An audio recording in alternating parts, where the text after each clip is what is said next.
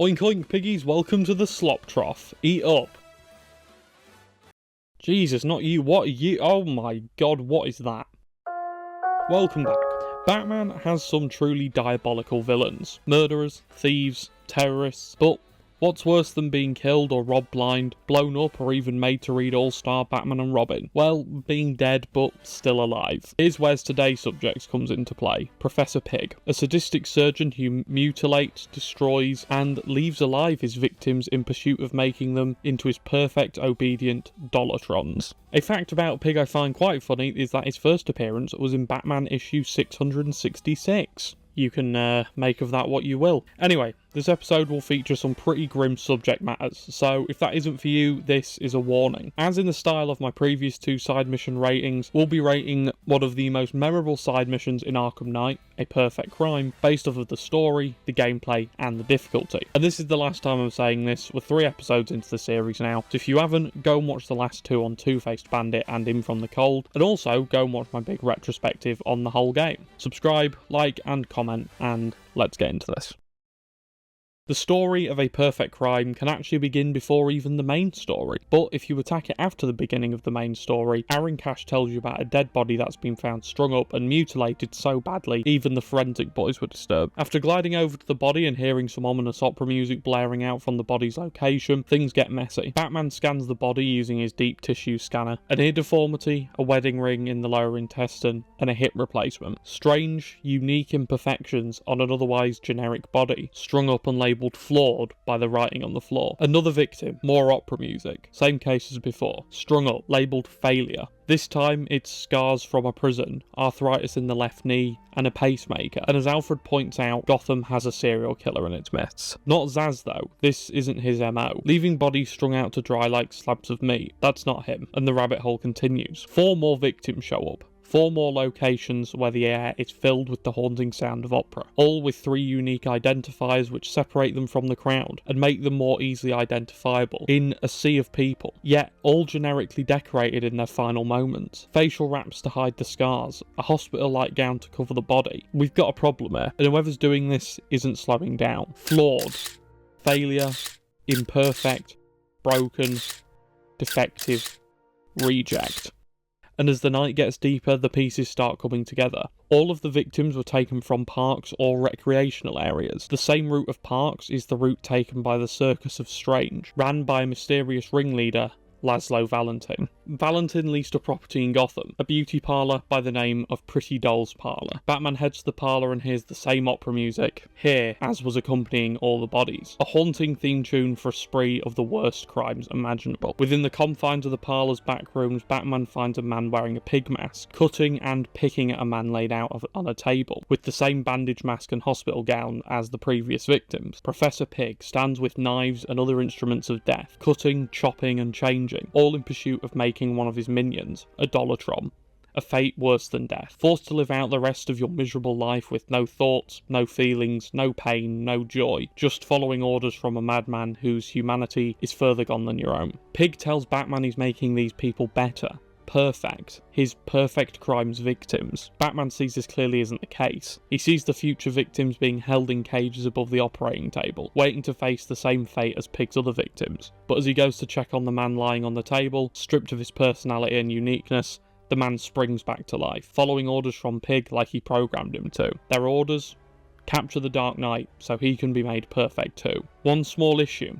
These Dollartrons, these poor contorted husks of the human condition, don't feel pain anymore, so they need to be made to stay down. They can't feel anything, so as much as it would be a mercy killing were Batman to take their lives, he can't do it. That's not his way of doing things. So these men and women are knocked out, painfully but efficiently. Pig enters the mud pit of a room. But this isn't a real mud pit, or even a back room behind a former beauty parlour anymore. This was an operating table, and Pig was the latest patient. Batman dishes out justice in the only way he can given the circumstances, taking Pig down once and for all. He rescues the victims who were previously awaiting their inevitable fates, but now await the sweet taste of freedom thanks to Gotham's Crusader, and he places Pig in the back of the Batmobile, to be taken to the holding cells of the GCPD, where he can't hurt anyone ever again. On the drive back to his final stop, Pig professes how he can't let his mother down, and how all he was trying to do was make these people perfect. They were flawed and needed to be purified and made into Pig's twisted vision of perfection. Batman tells Pig that the imperfections left on the victims were how he pieced the puzzle together and found Pig,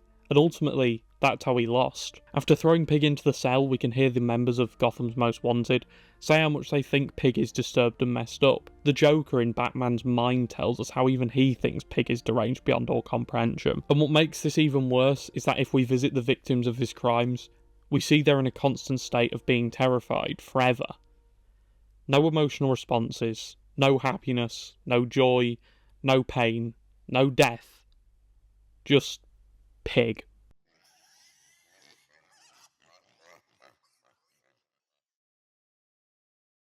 God, okay, so that was dark. Perfect Crime is one of my personal favourite side missions in Arkham Knight. The whole murder mystery aspect of the Arkham games have always been something I like. Whether it be the various crimes in Origins, tracking Officer Bowles in Asylum, or the crime scene reconstruction in any of the games. It's something I like, and we get to see another side of Batman which isn't shown off too much. Well, not as near as much as it should be. I love how dark and depraved this story is. It's such a different tone from the rest of the missions in the game, and upon a first playthrough was really shocking. And the great utilisation of what most would consider to be a B-list villain and making him into a great street level threat was amazing. Honestly, I love this mission's story. It's simple and throws up a few issues regarding Batman's no-kill rule and how far someone would have to go to get him to break that rule. Because if anyone deserves a swift death at the hands of a special combo takedown, it's Pig, and probably in a mercy-killing way, his victims. Given the dark subject matter, the execution of the story, and how it's presented, I think A Perfect Crime gets a healthy 8 out of 10. It scratches the detective itch that many Batman fans have when playing the Arkham franchise. It's easy to follow, and above all, it builds Pig as a really disturbing and credible threat going forward. But, as per usual, no good story is complete without even better gameplay. So, let's see how the gameplay matches up compared to its contemporaries, and see if The Perfect Crime is really as perfect as it makes itself out to sound. The gameplay of this mission line is really unique. You need to find all the 6 bodies scattered about the map by using the opera music heard ringing around the location of the body, and then when you find the body, the actual gameplay begins. Batman uses a deep tissue scanner to locate 3 different unique identifying factors. One on the skin, one around the muscles, and one at the bone. And after finding these 3 things, Batman can identify who they were before Pig got to them.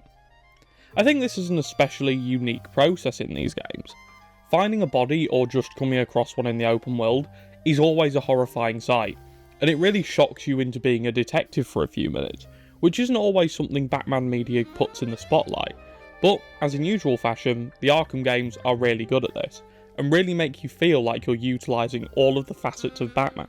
I like the process of finding these different outliers, switching through the different levels of scan and highlighting the different parts. It's something we've never seen in an Arkham game to this extent, and I think if there was ever a villain to break out a new detective-like feature for, it should probably have been Mr. Pig.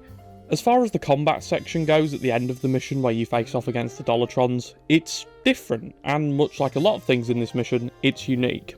It begins by just fighting Pig's experiments, but the added twist is, they can't be knocked out unless you use a special combo takedown, an environmental takedown, or a ground takedown. So this adds some level of challenge. And although there's no variety in the level of enemies you face, it's fun and different. And this is spiced up a little when Pig enters the fray and begins hurling cleavers at you, which need to be countered in waves of 3 and thrown back at Laszlo. There isn't a huge amount of variety here in terms of gameplay.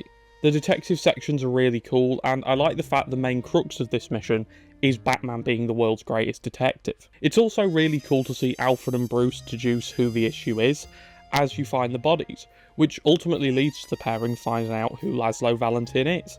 And this is another cool aspect, the fact Alfred gets time to shine. Alfred is a very competent, helpful and smart character, and although he gets a lot of time during the game to shine, this mission in particular lets him shine the brightest, I think. The combat section is fun too. It's really eerie to be fighting these completely brain-dead victims of one of the worst fates known to man, while haunting opera music blares around the arena. It's grim, it's filthy, and it's great in the worst way. Pig drops in to shake things up a bit, and this mission is getting a point for letting you smash him through a table and then drop your fist into his nose. It's satisfying as all hell, and I think when we look at all these factors, we get a mission which is more cinematic than it is gameplay orientated. As its own standalone mission, the gameplay is unique, but not overly thrilling. Fun, but not particularly challenging. And for that, The Perfect Crime gets a lukewarm 5 out of 10. A good mission line filled with its own nuances and memorable moments, but it's certainly not renowned for its gameplay and is more recognised for its story, characters, and how it handles these things. But how hard is the mission? Well, let's see. As per my 2 previous videos, the difficulty will be ranked from 1 to 10, with 1 being easy and 10 being hard. And since difficulty is very subjective, again, as per usual, we'll be using a baseline who's played the Arkham game series once on hard and is very casual. So, for this episode, I've brought in Professor Pig's fellow pork-based fictional character, Ham from Toy Story. Ham is a pretty hardcore gamer, as we've seen in the films. I can't find it! It doesn't seem to be on any of these stations! Keep looking. Oh, you're going too slow. Let me take the wheel. It's too fast! How could you even tell what's on? I can tell. There it is. Go back. Back! Too late. I'm in the 40s. Gotta go around the horn. It's faster. Wait. Stop. I look for the giant chicken! Now, Etch. But he's not a huge Arkham fan. He's played all the mainline games once, but doesn't sweat challenge maps or side content too much. But how could he resist supporting a fellow pig? Well, this is going to be a fairly short section. The hardest part of this mission line, in my opinion at least, is actually finding the bodies. Because unless you use a guide or my beloved Batman Arkham videos, it can be tricky to find the victims, even with the opera music letting you know you're in the vicinity.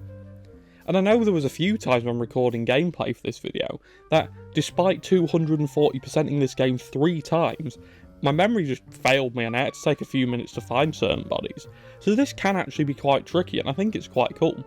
What's even cooler is when you just accidentally stumble across one, as, again, even after completing the game 4, 5, 6 times, it's still like oh, there's a dead body there, which, you know, it's not something you hear every day. The actual detective parts are fairly easy. It's just a case of making sure you're on the right filter for the level of body you want to scan, and then scanning it head to toe and locating the bright yellow identifiers. It's really easy. That's not really a bad thing, but I'm sure this could have been harder with a few tweaks, like making the deformities or differences not bright yellow? I don't know, but overall, it's simple. But you know what's easier than that? The combat sections. You just punch them until you have enough combo to build up to finish them off, or you can knock them down once and use a ground takedown, or even better, and more morally questionably, you could just smash these innocent people's heads into electric boxes and wall-mounted fans, and then throw the knives back at Pig using the counter button, and then also throw him through an environmental object. Overall, after you find the bodies, this mission's basically a cakewalk. Ham here would have no issue locating the killer, and his big issue would be finding the bodies. The combat is also too easy for Ham in all honesty due to the lack of variety in the fight. But again, this isn't a bad thing. This mission is clearly meant to be much slower paced than some of the other side missions in the game, and I'm not opposed to this. Overall, in terms of pure difficulty, me and Ham have decided to give this mission a low but warranted 4 out of 10. The hardest part is finding the bodies, and after that, it's pretty much smooth sailing. Again, not a bad thing. This mission just serves as a slower paced detective thriller akin to Seven rather than a Michael Bay blockbuster, and that's okay. Overall, A Perfect Crime is a personal favourite mission of mine, and one that I couldn't wait to talk about. Its tone is grim, and the fact Pig got time to shine in Batman's final outing before the Nightfall Protocol was just great. It shows Batman's rich vein of villains and great history with these villains, and it lets Pig shine on the grandest stage, something I'm sure he's thrilled about. I do love this mission, and love its very David Fincher's Seven-esque feeling it's got going on, and a good murder mystery was definitely welcome amongst all the ass-kicking and explosions the rest of the game has to offer. And if we combine all the scores together, A Perfect Crime gets 17 out of 30. However, I don't think this rating system does this mission line justice, as it sits alone at a table which exclusively invites slow burns with detective-based gameplay. And so although its score is low, this mission isn't bad, and it's far from it. I love this mission, and you should too. It's just, well, perfect. Thank you so much for watching. I hope you enjoyed it, and if you haven't already, subscribe, like, comment, and remember, the next time you're walking through a park alone at night, the pig could be near. Goodbye.